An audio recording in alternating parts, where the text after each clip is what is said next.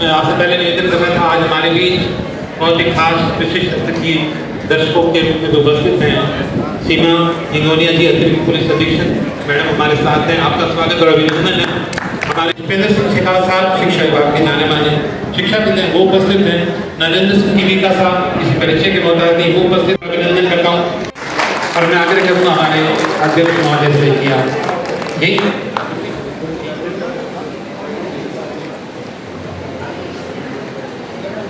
अब मात्र 10 मिनट का हमारा शेष कार्यक्रम है, उसके बाद हम नाटक शुरू।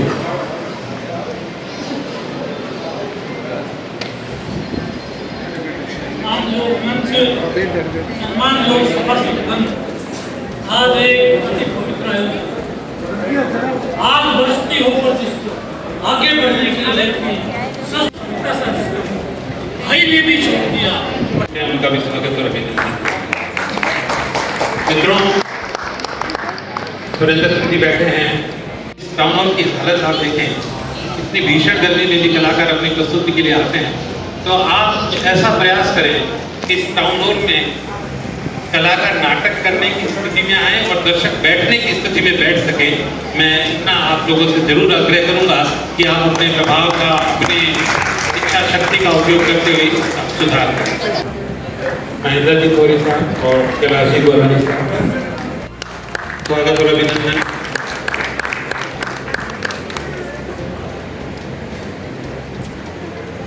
बहुत बहुत आभार।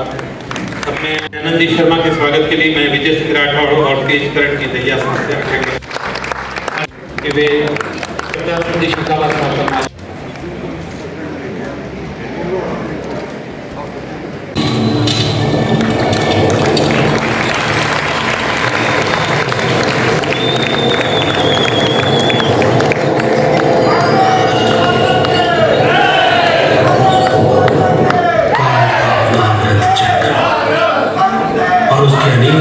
हिंदुस्तान साक्षी रहा है।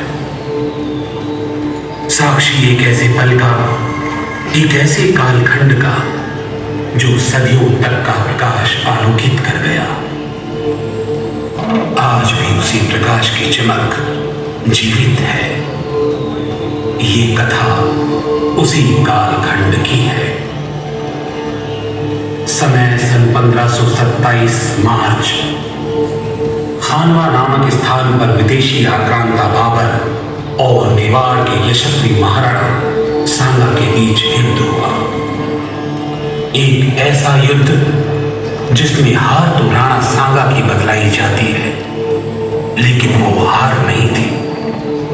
वो इतिहास की एक ऐसी करवट थी जहां से सत्य एवं आसुरी शक्तियों के बीच एक संघर्ष की शुरुआत हुई। संघर्ष बढ़ता गया, समय बीतता गया। बाबर के पुत्र अकबर ने भारत में अपना विजय अभियान प्रारंभ किया, लेकिन भारत के सार्वभौमिक सम्राट माने जाने के लिए मेवाड़ को विजित करना आवश्यक था। उस मेवाड़ को जिसने सन 1200 से 1556 तक वास्तव में किसी भी विदेशी सुल्तान की अधीनता स्वीकार नहीं की। मुगलों का प्रभाव एवं साम्राज्य बढ़ता जा रहा था। यह एक ऐसा कालखंड था जब चारों ओर अमावस्या अंधेरा था, जहां न धर्म सुरक्षित था और न संस्कृति। मंदिरों के भग्नावशेष, शत विशत देवताओं की मूर्तियां, चारों ओर अधर्म का साम्राज्य, संस्कृति के रक्षक ही आक्रांताओं के भय से भक्षक बन रहे थे। ऐसे में कौन त्राण देता, कौन त्राण देता? लेकिन अरुणोदय तो होना ही था और हुआ भी। कुंभलगढ़ के महलों में एक ऐसे ही सूर्य का उदय हुआ। महाराणा उदय सिंह को पुत्र रत्न की प्राप्ति हुई। जन्म कुंडली बनी। आधा नक्षत्र में जन्म होने से शुभ नक्षत्र माना गया। ज्योतिषियों ने घोषणा की कि बालक अपने कुल के नाम को उज्जवल करेगा। बालक का नाम रखा गया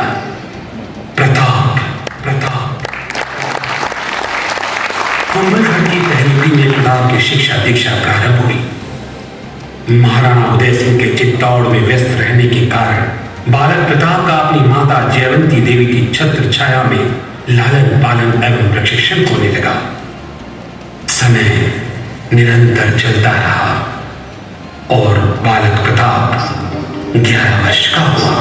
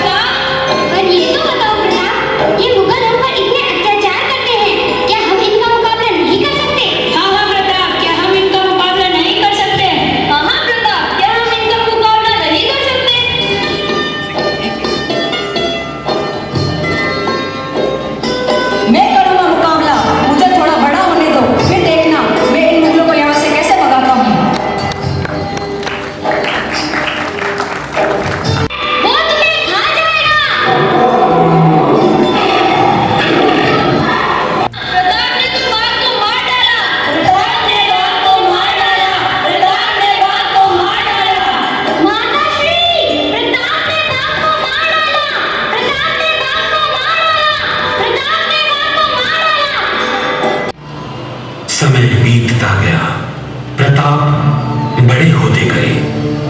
इधर अकबर की साम्राज्यवादी विस्तार लिप्सा में मेवाड़ एक बड़ी बाधा था।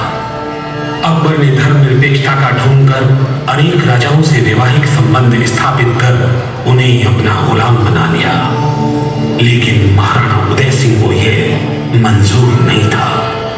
निराश अकबर ने चित्तौड़ पर आक्रमण कर दिया और लगभग 4 माह तक चित्तौड़ दुर्ग को घेरे रखा। अंत में विशाल मुगल सेना से लोहा लेने वीर राजपूत केसरिया बाना पहने युद्ध में कूद पड़े। मातृभूमि की पुत्रियों ने जौहर की लपटों में स्वयं को होम किया और महाराणा उदय सिंह अपने सरदारों की सलाह से चित्तौड़गढ़ छोड़कर कुंभलगढ़ होते हुए गोगुंदा आ गए। चित्तौड़ दुर्ग पर मुगल बादशाह अकबर का अधिकार हो गया। चित्तौड़ की हार का महाराणा उदय सिंह को गहरा धक्का लगा। वे बीमार रहने लगे। 25 फरवरी 1572 का वो दिन महाराणा ने अपनी देह त्याग दी। देह त्यागने से पूर्व तमाम अटकलों, सामंतों की इच्छाओं और परंपराओं को तजते हुए अपने छोटे पुत्र जगमाल सिंह को उन्होंने मेवाड़ का उत्तराधिकारी घोषित किया। सामंतों ने इस निर्णय का विरोध किया और जगमाल को मेवाड़ का महाराणा मानने से इनकार किया। अपने पिता के वचनों का सम्मान पूर्वक पालन हो, इसलिए प्रताप ने राज्य छोड़कर जाने का निर्णय किया। राज्य छोड़कर जाने के प्रताप के निर्णय ने मेवाड़ को विचलित कर दिया। पूरे मेवाड़ में हाहाकार मच गया। प्रताप के मामा मान सिंह और रावत कृष्णदास तक भी ये जनभावनाएं पहुंची और उन्होंने एक अभूतपूर्व निर्णय लेते हुए प्रताप को मेवाड़ का महाराणा बनाने की घोषणा की।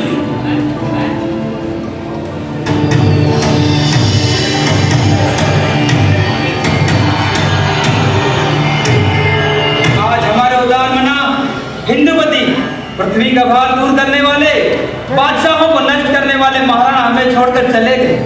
अब मेवाड़ के भविष्य का पता नहीं क्या होगा। अब मेवाड़ का उत्तराधिकारी कौन होगा? क्या आप नहीं जानते महाराणा ने जगमाल सिंह को राज्य का उत्तराधिकारी बनाया है? जगमाल का उत्तराधिकारी? जगमाल का उत्तराधिकारी बनना तो सरासर अन्याय है। आप भी कुछ कीजिए। आप मेवाड़ के वरिष्ठ सामंत हैं और आपके पिताजी ने महाराणा उदय सिंह को राजपूतों में मान्यता दिलाने के लिए, मेवाड़ का सम्मान बचाने के लिए अपनी पुत्री का विवाह स्वर्गीय महाराणा से करवाया था। और नियम से आपका भांजा प्रताप ही मेवाड़ का उत्तराधिकारी है। आप सभी सही कह रहे हैं।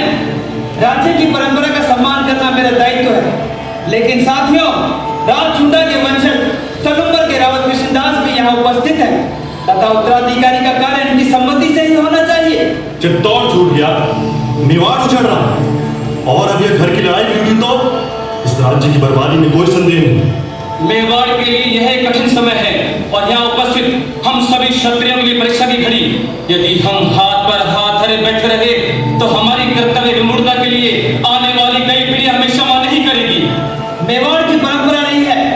यहाँ के पाठ का स्वामी महाराणा अर्थात राज्य प्रबंधन का अधिकारी राव चुंडा का वंशज माना जाता है। इसी परंपरा के चलते चुंडा वंशज एवं सभी सामंत दरबारियों का यही सर्वसम्मत निर्णय है कि महाराणा उदय सिंह के बड़े पुत्र प्रताप सिंह मेवाड़ की राजगद्दी को सुशोभित करेंगे। तो ठीक है, हम सभी का भी यही निर्णय है कि महाराणा प्रताप की राजगद्दी को सुशोभित करेंगे।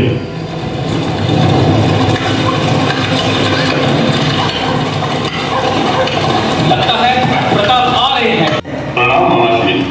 कहिए प्रताप, हम आपसे कुछ पूछ रहे हैं। मामाश्री, स्वर्गीय महाराज की इच्छा से तो आप अवगत हुए ही होंगे और उनके आदेश की पालना ठीक से हो, इसके लिए मेरा पलायन इस समय की आवश्यकता है। यही चित्तौड़ के हित में है।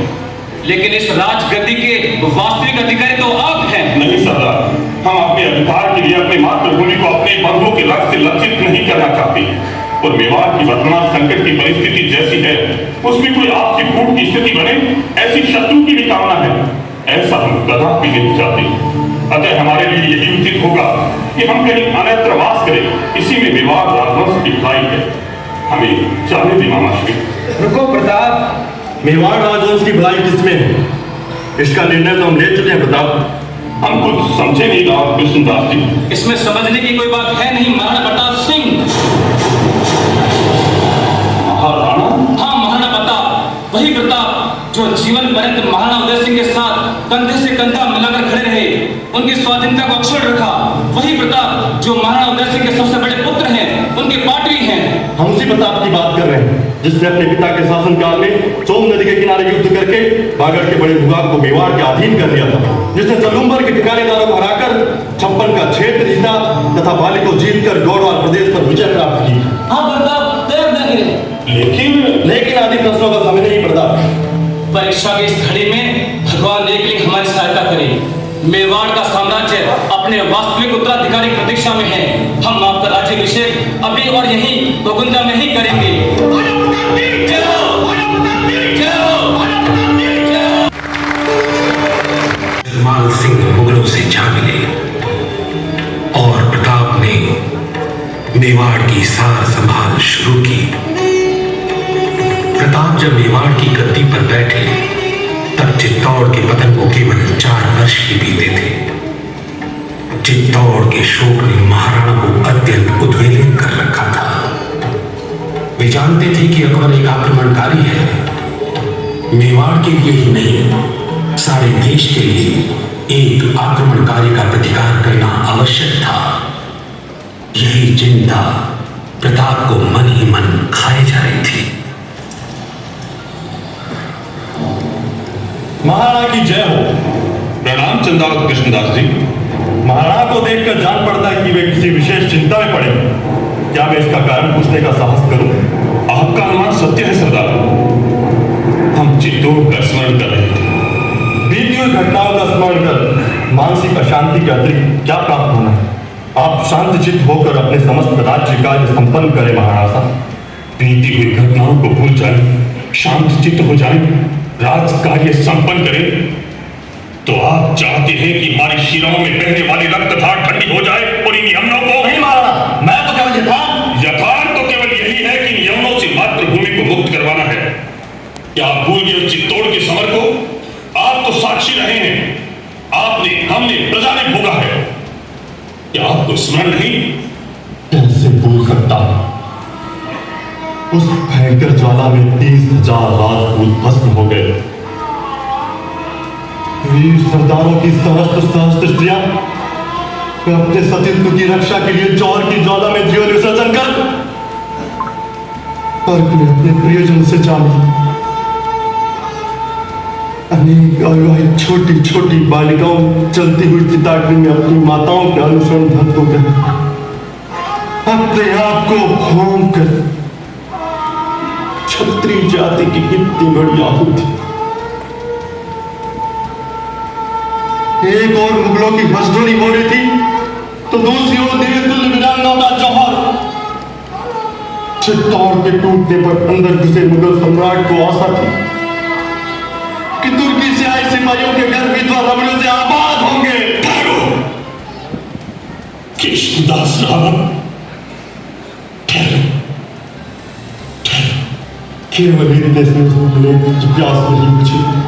विजयी क्रूरता का प्रदर्शन करते हुए किले के भीतर और बाहर अधिकांश नागरिकों को मौत के घाट उतार दिया गया। बस कीजिए सरदार, बस कीजिए, हमारे धैर्य का और इम्तिहान मत लीजिए। बस कीजिए, बस कीजिए। शांत हो जाइए महाराज। मेवाड़ कुल की आशा के दीपक आपका प्रकाश चिरंतन, मैं वही तेल आपके अंदर भर रहा हूं। महाराज प्रताप, आपको ही महाराज सगा का स्वप्न पूरा करना है। मेवाड़ का गौरव आपको ही लौटाना है, आपको ही लौटाना है, आपको ही लौटाना है।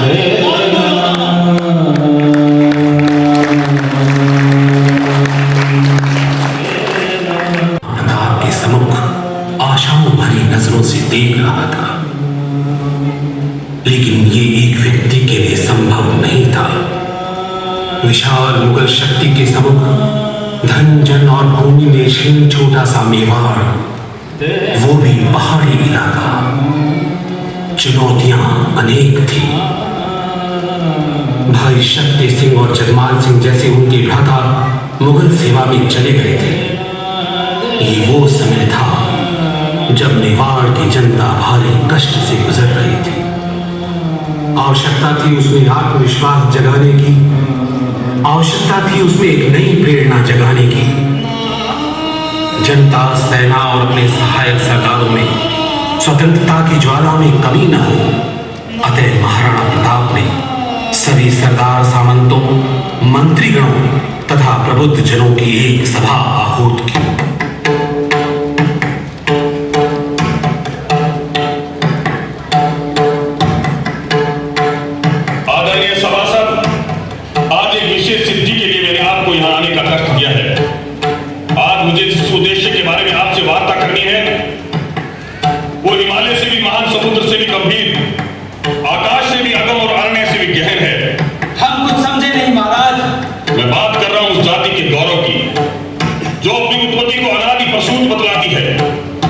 जो श्री राम और कृष्ण को जन्म देने का गौरव करती है, लेकिन आज उस जाति को आदर्श, धर्म और देशभक्ति से भटककर मुगलों की सेवा में देखकर क्या किसी भी देशभक्त का चित्त व्यथित नहीं होता?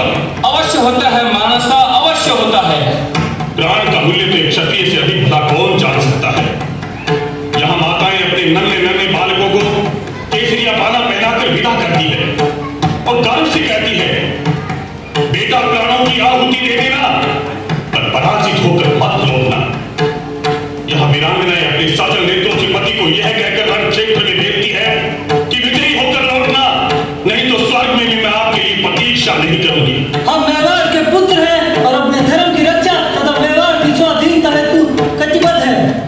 मेवाड़ का एक पुत्र जब तक जीवित है तब तक मेवाड़ का कोई भी बल भड़का नहीं कर सकेगा। हम पुनः मुगलों को अपनी चमकती हुई तलवार का फल दिखाएंगे। मेवाड़ का बच्चा बच्चा अपनी माता के उद्धार के लिए बलिवेदी पर चढ़ जाने के लिए आतुर है। अपना सर्वस्व अर्पण कर देंगे, किंतु मुगलों की अधीनता कदापि स्वीकार नहीं करेंगे।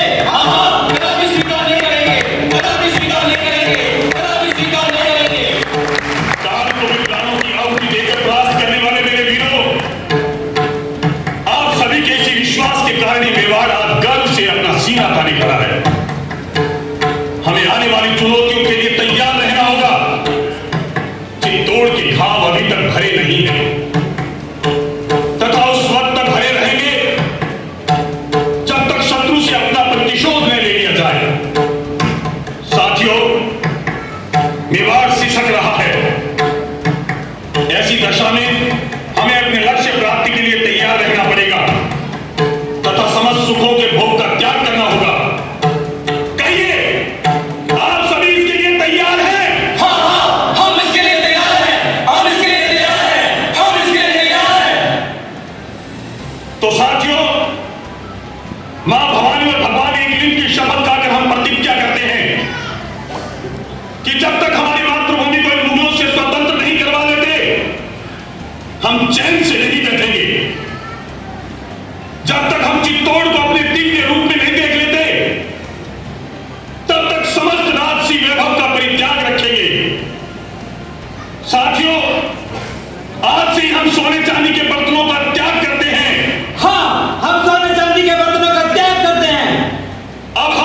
आम नागरिक की तरह पत्तल पर भोजन किया करेंगे। हाँ, अब हम पत्तल पर भोजन किया करेंगे। घास फूस की शैया पर शयन करेंगे। हाँ, हम घास फूस की शैया पर शयन करेंगे।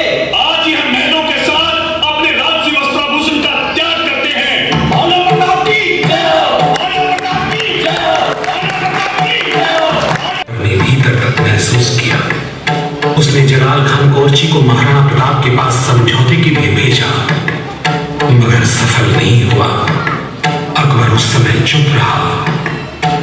वो सिद्धपुर गुजरात से सिरोही और अजमेर होता हुआ फतेहपुर सीकरी लौट गया। लौटते लौटते उसने अपने साम्राज्य में सबसे प्रतिष्ठित राजपूत आमेर के कुंवर मान सिंह को मेवाड़ के लिए तथाकथित शांति का संदेश देकर रवाना किया। उसके सख्त निर्देश थे, जो बादशाही खिदमत करे उनकी खातिर करे, जो बरखिलाफ हो उनको सजा दे। छोटी सी सेना लेकर जून 1573 में महाराणा प्रताप से मिलने मेवाड़ पहुंचे।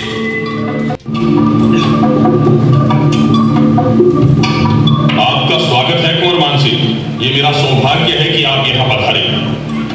ये आपकी उदारता है कि बिना प्रार्थना के आपने मुझे ये सौभाग्य प्रदान किया। ये महाराज की महानता है। इससे उत्तम अवसर मेरे भाग्य में आया ही नहीं कि आज मैं सिसोदिया वंश के उज्ज्वल रत्न महाराणा प्रताप के साक्षात दर्शन कर रहा हूँ। आपके एवं आपके वंश के बारे में भारतवर्ष में कौन नहीं जानता। मैं ईश्वर को धन्यवाद देता हूँ कि उसने आपसे मिलने की मेरी हृदय की चिरकाल की अभिलाषा को पूर्ण किया। ये तो आपका बड़प्पन है कुंवर मान सिंह। कहिए, आपके पिताजी भगवान दास जी तथा महाराज भगवान दास जी स्वस्थ एवं प्रसन्न तो होंगे? माँ भवानी की कृपा से सभी कुशल प्रसन्न है महाराणा। अचानक इधर पधारने का अवश्य कोई विशेष प्रयोजन रहा होगा। प्रयोजन तो केवल आपके दर्शन करने मात्र का ही था। साथ ही आपसे हम कुछ कहिए कुंवर, कहिए। स्वजनों से वार्ता में संकोच किस बात का? महाराणा, मैं सीधी विषय की बात करता हूँ। आपको विदित है कि दूसरे राजपूत राज्यों ने सम्राट अकबर का आधिपत्य स्वीकार कर लिया है। इसीलिए मुगल शक्ति के विस्तार का विरोध अब सफल नहीं हो सकता और अधीनता स्वीकार करने के अतिरिक्त स्वतंत्र रियासतों के लिए कोई दूसरा लाभदायक मार्ग अब नहीं दिखता है। क्षत्रियों के लिए लाभ हानि का मापदंड तो केवल धर्म रक्षा और आत्मसम्मान ही होता है। आवेदन ऐसे किसी भी लाभ को मैं ठोकर मारता हूं जो हमारे पूर्वजों की मर्यादा एवं कीर्ति को कलंकित करे। मेरे लिए मातृभूमि की रक्षा एवं निज गौरव ही मूल्यवान है। इसलिए सम्राट अकबर की शक्ति और संपदा आपको ही मुबारक हो। बादशाह अकबर से विरोध का अर्थ तो आप स्वयं ही समझते हैं महाराणा। निरंतर संघर्ष और घोर रक्तपात फिर अपने संकटों के मार्ग पर चलने के लिए आपको भेजा जाए। तो आपके कहने का अर्थ है कि मातृभूमि की स्वतंत्रता का, साथ धर्म की रक्षा का, आत्मसम्मान की रक्षा का मार्ग केवल इसलिए छोड़ दूं कि वो संकट से भरा है। यही क्षत्रिय धर्म सिखा रहे हैं ना आप मुझे कुंवर? मेरा तात्पर्य व्यर्थ जनधन की हानि को रोकने से था महाराणा। मैं तो केवल युद्ध की अपनी हार्यता को टालने की बात कर रहा था। हम आपका तात्पर्य अच्छी तरह से समझ रहे हैं। हमने तो आपको कुंवर मान सिंह ही समझा। वही मान सिंह जिसके फूफा दिल्ली का शासक अकबर है, वही मान सिंह जो आमेर के भावी नरेश के साथ दिल्ली सम्राट के महान सेनापति है। तो फिर आपका यथेष्ट स्वागत करने का पूरा प्रयास किया है कुंवर, वरना हम आपके पास व्यक्ति भी नहीं। महाराणा, आप सरासर हमारा अपमान कर रहे हो। अपमान तो आपने किया है कुंवर मान सिंह, अपने धर्म का, अपने गौरव का, अपनी मातृभूमि का, अपने वंश का। एक क्षत्रिय कुल की कन्या का विवाह मुगल अकांता से करके कौन से मान अपमान की बात कर रहे हैं आप? यदि आमेर के इतिहास को आपने मलिन होने दिया होता तो सैकड़ों राजपूत आपके छोड़े हुए अन्न को प्रसाद की तरह ग्रहण करते। तो ठीक है प्रताप, आपके शब्द बाणों का उत्तर देने हम शीघ्र लौटेंगे। आप इसे मेरी चेतावनी ही समझेगा। हम चलते हैं यहाँ से। ठहरो मान सिंह, जो आप अपनी सेना सहित आएंगे तो मालपुरा में हम आपका स्वागत करेंगे, और यदि अपनी फूफा अकबर के बल पर आएंगे तो जहां अवसर मिलेगा वही आपका सत्कार करेंगे। आपके सम्मान को सदैव याद रखूंगा प्रताप। लगता है अब आपसे रणभूमि में ही मुलाकात होगी। उनके पिता राजा भगवंत दास और टोडरमल को समझौते के लिए भेजा, लेकिन सफल नहीं हुआ। अकबर अपनी कूटनीति चाले चलता रहा। उसने महाराणा प्रताप के सरदारों को बहुत प्रलोभन दिए, लेकिन एक भी ऐसा सरदार नहीं निकला जो उनका साथ छोड़ दे। राणा के आदर्शों के प्रति राज्य की सारी जनता की संपूर्ण निष्ठा थी। चित्तौड़ पराजय के बाद भी संपूर्ण जनता अपनी को पराभूत अनुभव नहीं करती थी।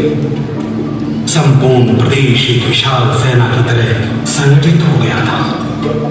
मेवाड़ की जनता के मन में राणा सांगा और राणा कुंभा की स्मृतियां अभी भी सजीव थी। वे राणाओं को ही अपना स्वामी मानते थे।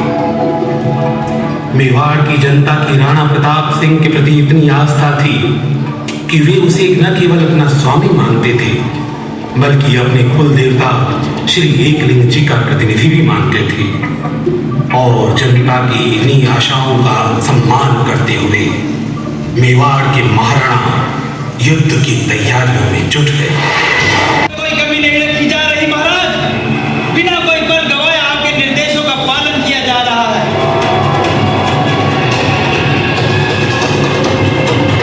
राजधानी कुंभल में रक्षा पंक्ति को और मजबूत कर दिया गया है। गोगुंदा में भी अधिक सैनिक भेजे जा चुके हैं। साथ ही अन्य महत्वपूर्ण ठिकानों पर सामंतों को सावधान कर आपात परिस्थितियों के लिए रसद इत्यादि का आवश्यक भंडारण के निर्देश दिए जा चुके हैं। अनाज तथा बेचन नदियों से सिंचित भूभाग तथा पश्चिम में अरावली से लेकर पूर्व के सभी ऊंचे समतल भूभाग को खाली करवा दिया गया है। प्रजा को सावधानी पूर्वक पहाड़ी क्षेत्र में बसाने की संपूर्ण व्यवस्था कर दी गई है।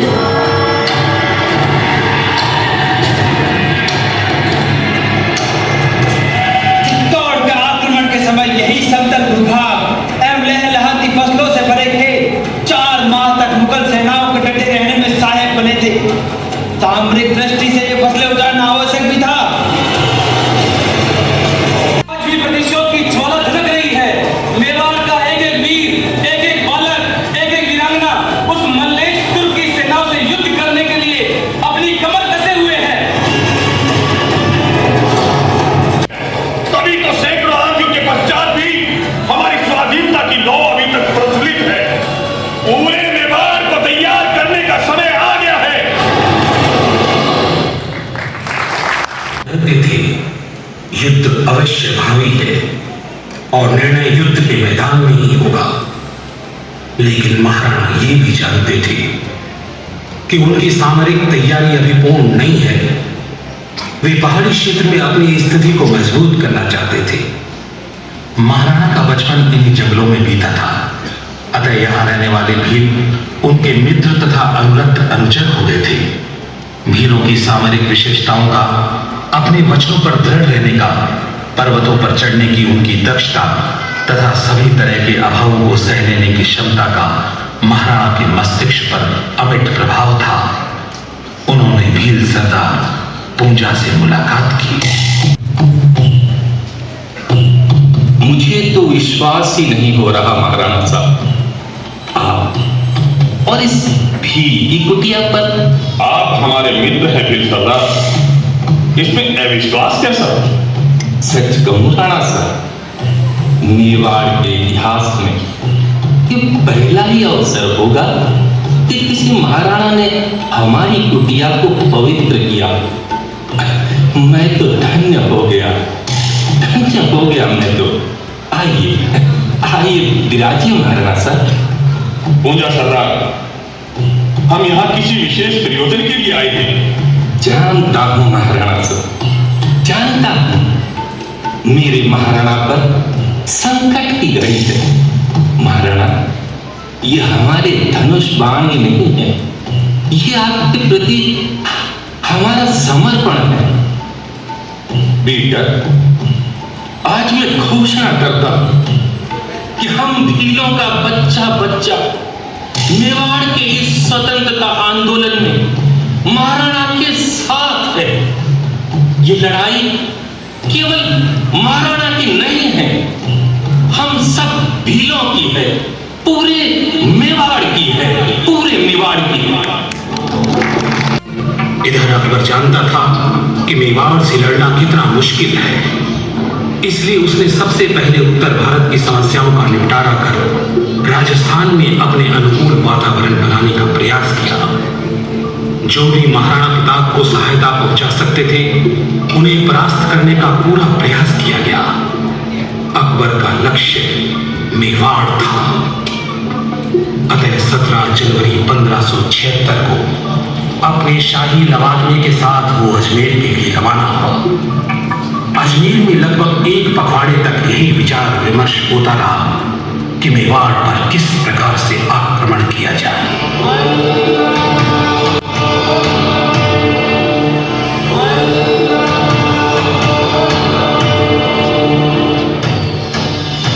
ख्वाजा मोइनुद्दीन चिश्ती रहमतुल्लाह अलैह के अजमेर शरीफ में हमें निहायत सुकून मिलता है।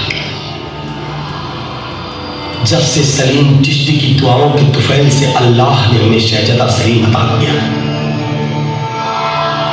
हम हर बरस यहां आते रहे हैं।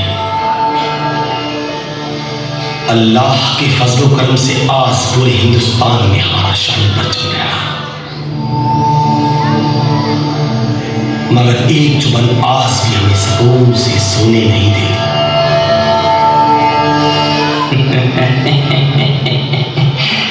जुबान किस बात की जहाना, अल्लाह ताला ने अच्छी खासी रहमत बख्शी है आपको, अरे फिर किस बात की जुबान है जहाना? हम बात कर रहे हैं इस मगरूर राणा और उसके विवाह की। चित्तौड़ फतेह के बाद गलीचर, गुजरात, बिहार और तकरीबन पूरा राजपूताना हमारे कदमों में सजदा कर चुका है। पूरे हिंदुस्तान को झुकाया है हमने, मगर राणा प्रताप बस अब और अधिक नहीं, बहुत हो चुका। शहंशाह आलम, अरे कितने छल और चातुर्य का खेल खेला है उन्होंने हमारे साथ। अरे कौन नहीं गया समझाने कि शाही कदमों में आपकी प्रजा की भलाई है, लेकिन नहीं, केवल एक ही जवाब किया कि समय नहीं आया। अरे कभी अपने साथी सामंतों के राजी नहीं होने का बहाना बना, तो कभी कुछ और। जहां बना हमें तो लगता है कि राणा प्रताप शाही शर्तें मानने के लिए कतई राजी नहीं होगा।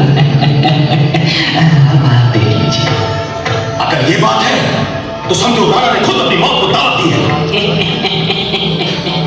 शहंशाह आलम, अरे हुक्म हो तो ये नाचीज भी कुछ अर्ज करे। बंदे ने आपकी जुबान से गिरे लफ्जों को मोतियों की तरह पिरोने की कोशिश की है जहां आपका इकबाल बुलंद हो चाहपना। आलमपना से दुश्मनी करके राणा ने कोई समझदारी की बात नहीं की है। अरे वो नहीं जानता कि शहंशाह अपनी तकदीर के भी मालिक है, और जिनकी ताकत की रोशनी में हर रोज ज्यादा से ज्यादा मुल्क सजदा करने के लिए बेताब है।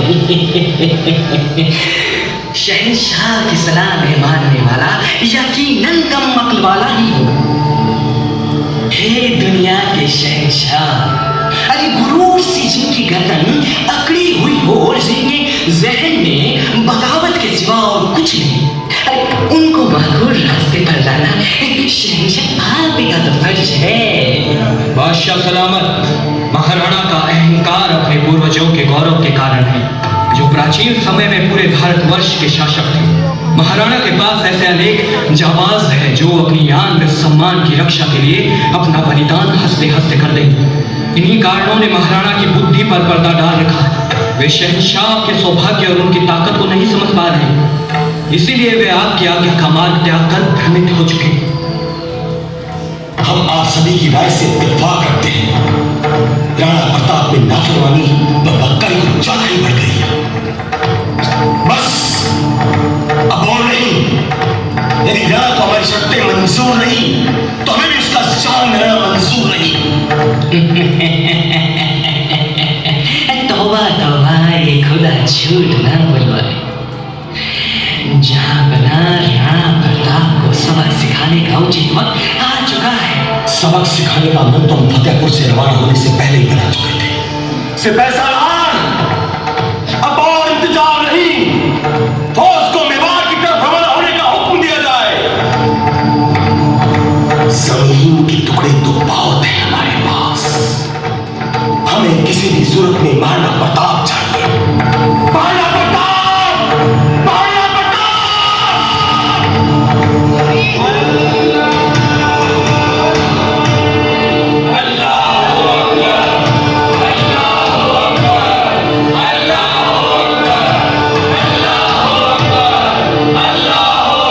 खामोश, यह फौजी तहरीक हमारे किसी अधूरे अरमान से कम नहीं। हमें हर सूरत में फतेह चाहिए और हम इस तहरीक की कमान राजा मान सिंह को सुपुर्द करते हैं।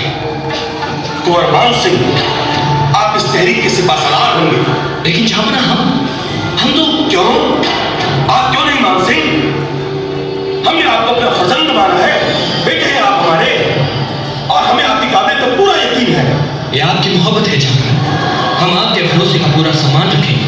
फौज में मान सिंह के साथ फौज के मीर बख्शी असद खान होंगे और साथ ही हमारे आला गाजी खान बदशी, ख्वाजा मोहम्मद रफी, सियामुद्दीन गिरोह, काजी खान, इब्राहिम चिश्ती, मेहतर खान, सगरनाथ का छावा, माधो सिंह का छावा, गंगार का छावा, लूनगढ़ शेखावत, ये सभी कुंवर मान सिंह के मददगार हैं। आपको कभी निराशा नहीं होगी जहापना। हमें मेवाड़ पर फतेह और राणा के सर कलम होने की खबर का इंतजार रहेगा। इंशाअल्लाह फतेह हमारी ही होगी।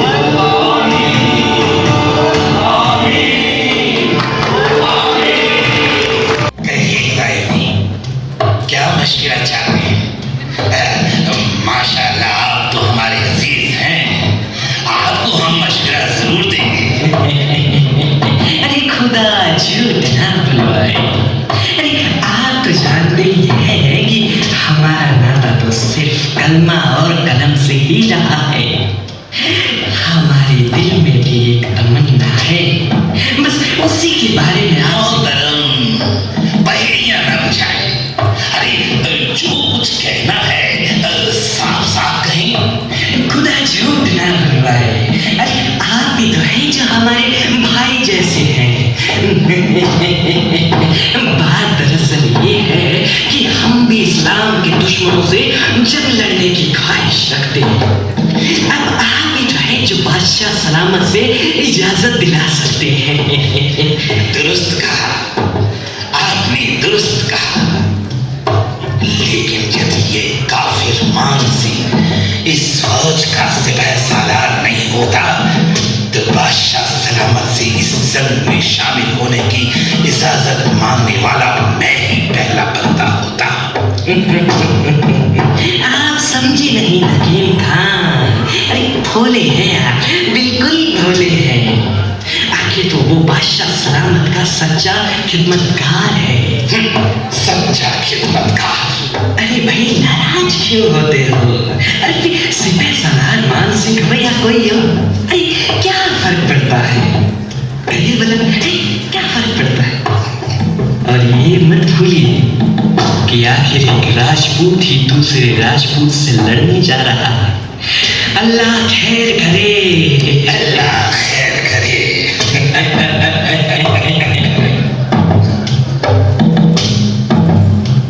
सिंह ने 3 अप्रैल 1576 को अजमेर से कूच किया। अजमेर से लगभग 70 मील दक्षिण पूर्व की ओर चलकर पूर्वी मेवाड़ में स्थित मांडलगढ़ में डेरा डाला और शाही सेना को व्यवस्थित करने का कार्य किया। इधर महाराणा प्रताप के प्यारे भील सैनिक चप्पे चप्पे पर फैल चुके थे। वे मुगल सेना की हर एक गतिविधि की सूचना प्रताप तक पहुंचा देते थे, किंतु सब कुछ इतना आसान नहीं था। मुगलों की ताकत का अंदाजा दूसरे क्षत्रियों को भी था। जब यह बात ग्वालियर नरेश राम सहाय के पुत्र शालिवाहन को पता चली तो उन्होंने महाराणा को सीधे आक्रमण न करने की सलाह दी।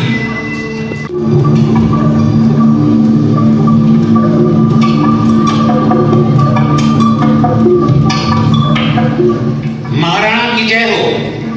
ग्वालियर नरेश राम सहाय के पुत्र शालिवाहन कोई संदेश लेकर पधारे हैं। पधारिए कुंवर शालिवाहन, हमारे निकट आइए, कहिए क्या संदेश लाए हैं। प्रणाम महाराणा। कुंवर मान सिंह के नेतृत्व में अकबर की सेनाएं मांडलगढ़ तक पहुंच चुकी है। जैसे ही वीर सरदार कुंजा से मुझे ये सूचना मिली तो मैं स्वयं स्थिति का अवलोकन कराया।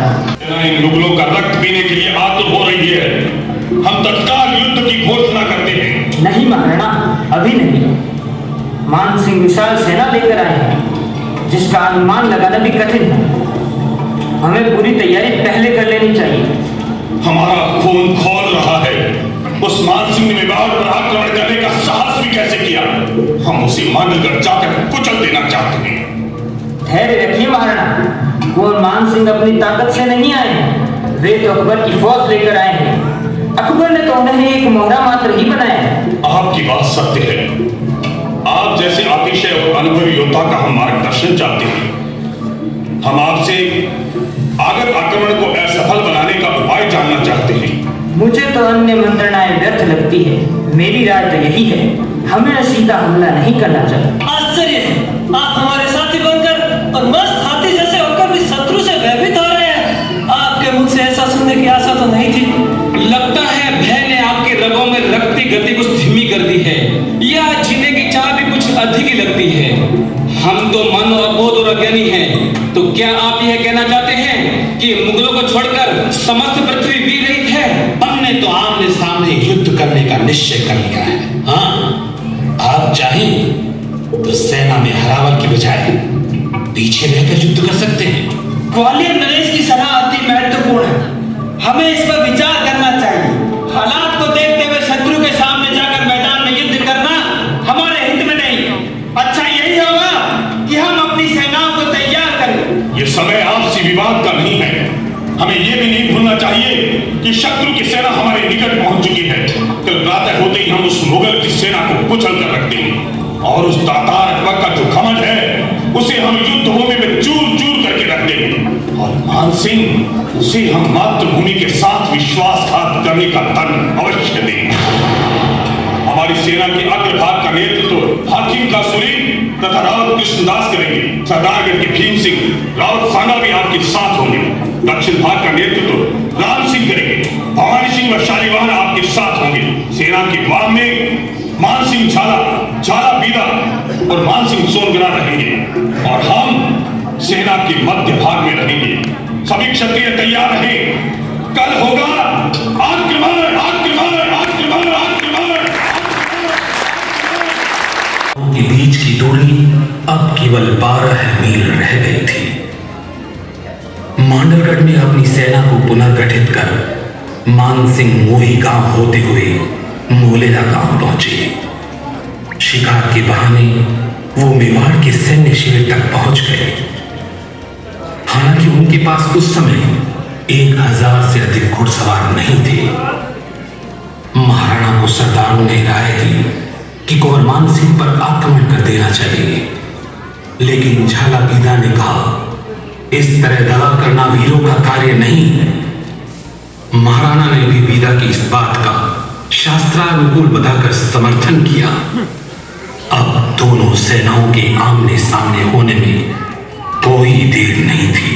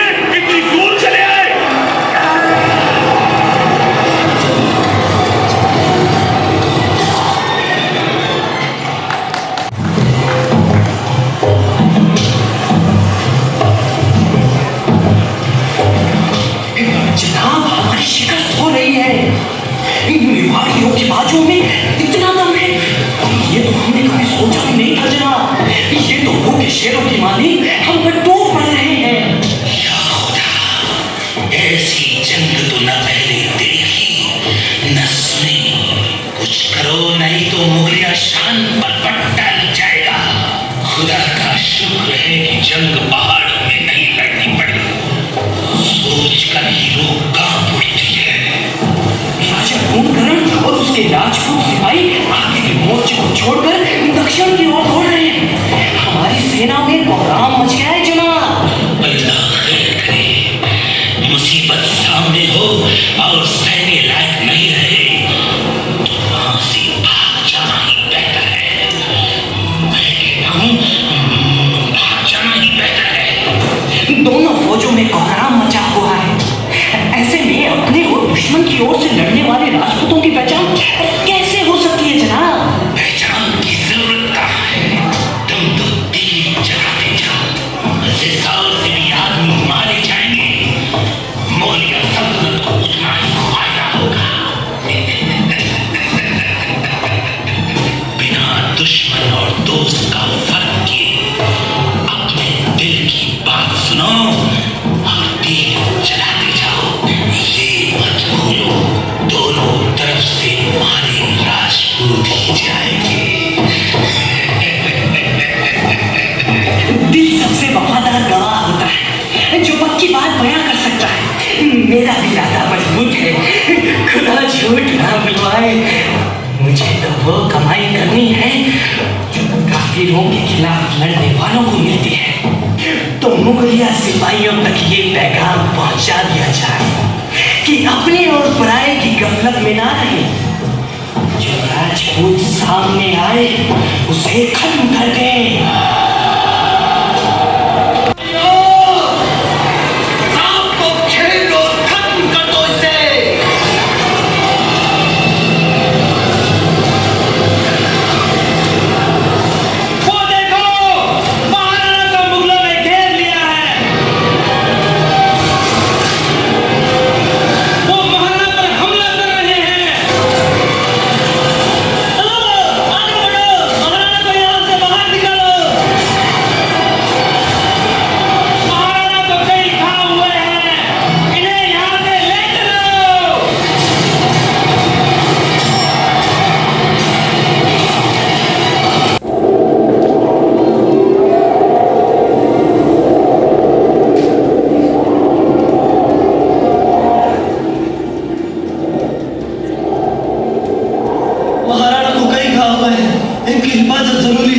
महाराणा साहब, शत्रु भारी पड़ रहा है। हमारे अनेक वीर रणखेत हुए हैं। आप यहाँ से तुरंत पहाड़ियों की ओर निकल जाएं। आपके शरीर पर अनेक घाव भी लगे हैं। आप शीघ्र निकल जाएं महाराणा साहब। ये घाव तो और भी अधिक साहस भर देती है। हम सागा के वंशज हैं जो सैकड़ों घावों के बाद भी युद्ध करते थे और आप हमें रण से भागने की सलाह दे रहे हैं। नहीं महाराणा साहब, नहीं। इतने वीरों का बलिदान कहीं व्यर्थ ना चला जाए। मेवाड़ के एक एक वीर ने जो महासंग्राम लड़ा है और अपने प्राणों की आहुति दी है, मैं उसी महासंग्राम की विजय पताका फहराने की प्रार्थना कर रहा हूं। रणक्षेत्र छोड़कर कौन सी विजय पताका फहराने की बात कर रहे हैं आप? आपका जीवित रहना आवश्यक है महाराणा साहब। यदि आपको कुछ हो गया तो मेवाड़ सदा के लिए इन आक्रांताओं के अधीन हो जाएगा। यह समय अपने को मेवाड़ के लिए बचाकर रखने का है। और फिर यह कोई अंतिम युद्ध तो नहीं महाराणा साहब। मातृभूमि की स्वतंत्रता के लिए आपका होना आवश्यक है। फिर हम आपको शक्तिशाली होकर लौटने का निवेदन कर रहे हैं महाराणा साहब। नहीं, कदापि नहीं हो सकता। कदापि नहीं हो सकता। व्यर्थ में समय नष्ट ना करें महाराणा साहब। आप अपना राज्य चिन्ह वाला मुकुट हमें देवें और हमारा मुकुट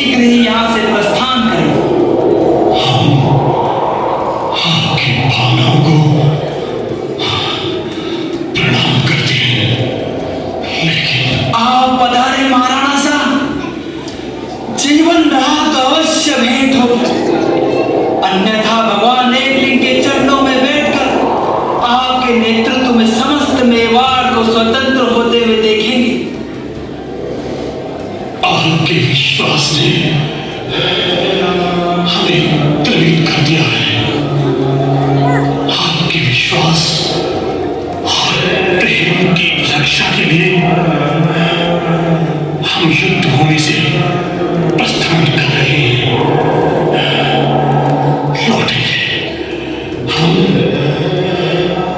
अवश्य लौटेंगे।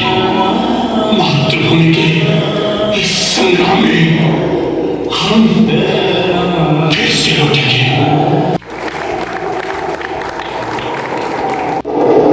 इस भीषण युद्ध में ग्वालियर के राजा राम सिंह, उसके तीनों पुत्र शालिवाहन, भवानी सिंह, प्रताप सिंह, रामदास मेड़तिया, झाला मन्ना, झाला भीरा, मान सिंह सोनगरा, हाकिम का सूरी, डोडिया भीम सिंह, चारण जैसा और केशव जैसे वीर इस युद्ध भूमि में वीर गति को प्राप्त हुए।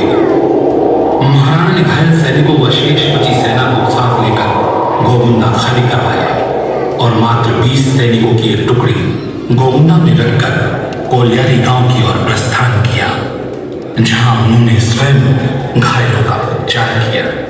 सितंबर 1576 में अकबर के सेनापति मान सिंह के गोगुंदा लौटते ही महाराणा प्रताप ने गोगुंदा व कुंभलगढ़ पर फिर से अधिकार कर लिया। अक्टूबर 1576 को अकबर स्वयं शाही सेना लेकर गोगुंदा पहुंचा। वो हर हाल में महाराणा प्रताप को पकड़ना चाहता था। उसने मोही, मदारिया, पिंडवाड़ा व उदयपुर को जीतकर अपनी सेनाएं तैनात की। साथ ही उसने ईडर व डूंगरपुर को भी अपने अधीन किया और फतेहपुर के लिए रवाना हो गया। अकबर के लौटते ही प्रताप की सेनाओं ने उदयपुर व गोगुंदा पर फिर से अधिकार कर लिया। मुगल सेनाओं पर जगह जगह हमले होने लगे। इधर अकबर ने मीर बख्शी शाहबाज खान के नेतृत्व में महाराणा को समाप्त करने के लिए हमारे देश का कल्याण हो। यदि आप निमित्त करने के लिए आए हैं तो मैं बड़ी प्रसन्नता से आपके कार्य का भार ग्रहण करूंगा। महाराणा साहब, निमित्त नहीं, कार्य और कारण भी आप ही है। ये धन देश की रक्षा के निमित्त खर्च कीजिए और फिर ये सब कुछ मुझे इसी मातृभूमि से ही तो प्राप्त हुआ है। इस पर मेरा कुछ भी अधिकार नहीं। देश का धन देश की विपत्ति के समय अवश्य खर्च किया जाना चाहिए। महाराणा साहब, आपने मेवाड़ को कृतार्थ किया है भामाशाह, और इस संकट की घड़ी में आप भगवान एकलिंगनाथ के दूत बनकर आए हैं। हे एकलिंगनाथ, आपका आशीर्वाद सदा बना रहे। भामाशाह, आपके इस कार्य को देश सदैव याद रखेगा, सदैव याद रखेगा। प्रसन्नता हुई। सूचना थी कि अजमेर का सूबेदार मिर्जा खान अपने बादशाह के आदेश से हमको पकड़ने के लिए आया है। उसका शिविर भी तो शेरपुर में था। आपकी सूचना बिल्कुल सही है पिताश्री। हमने उसके पूरे शिविर को तहस-नहस कर दिया। मिर्जा खान तो हमारे हाथ नहीं लगा, लेकिन कई मुगल सैनिकों के साथ मिर्जा खान की पत्नी और बच्चों को बंदी बनाकर हम यहाँ ले आए हैं। मिर्जा खान की पत्नी और बच्चों को? जी पिताश्री। ये तो आपने अच्छा नहीं किया कुंवर। आप तो जानते हैं कि हम किसी के परिवार व स्त्रियों को इस तरह। हमारे शत्रु है पिताश्री। कौन शत्रु है? वो अबोध बालक, स्त्रियां, वे हमारे शत्रु कैसे हो सकते हैं कुंवर? इनका तो युद्ध से कोई लेना देना भी नहीं है। और फिर ऐसा करने पर हमारी और उनकी संस्कृति में भेद ही क्या रह जाए? लेकिन पिताश्री, कुंवर, हमारी संस्कृति ने यही सिखाया है कि नारी माता का स्वरूप है, देवी का स्वरूप है। नारी शक्ति की पूजा करने वाली संस्कृति की धरा के वंशज है। कुंवर, आपसे भूल हुई है। आप तुरंत इन अबोध बालकों व स्त्रियों को लेकर शेरपुर प्रस्थान करें। इस भूमि में भी समस्याएं बढ़ने लगी थी। ऐसे में प्रताप कड़वे घूम की तरह निगलने के लिए विवश होकर उसने मेवाड़ पर से अपना ध्यान हटा लिया। त्यागने का समय आ गया है।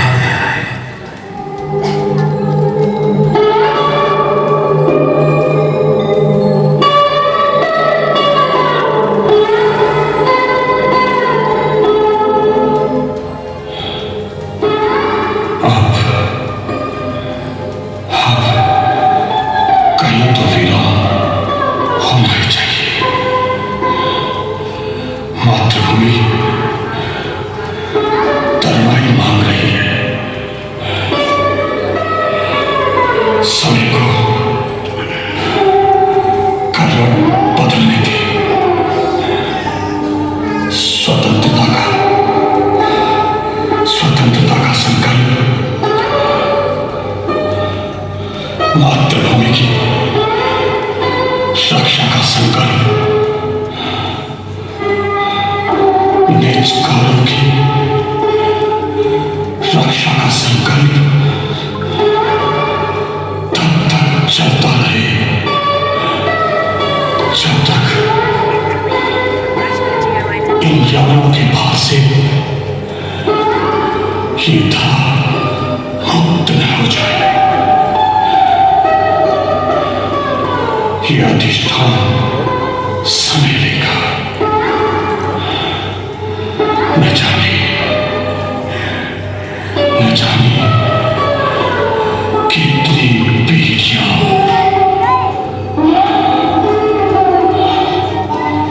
बहुत शांति मिली है आप सभी की प्रतिबद्धता देखकर। स्वदेश प्रेम देखकर।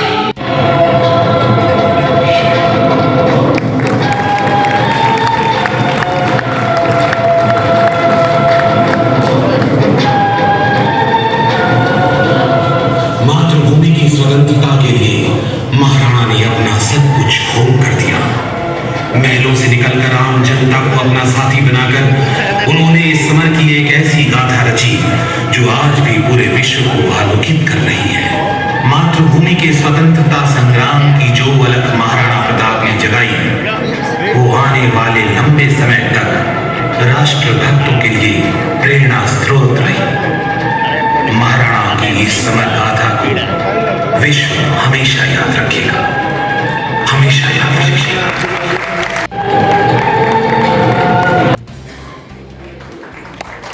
आपसे निवेदन करूंगा आपने अपने स्थान पर बने रहें।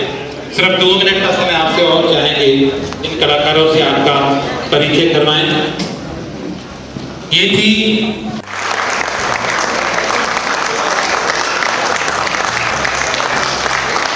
इस भीषण गर्मी में आपने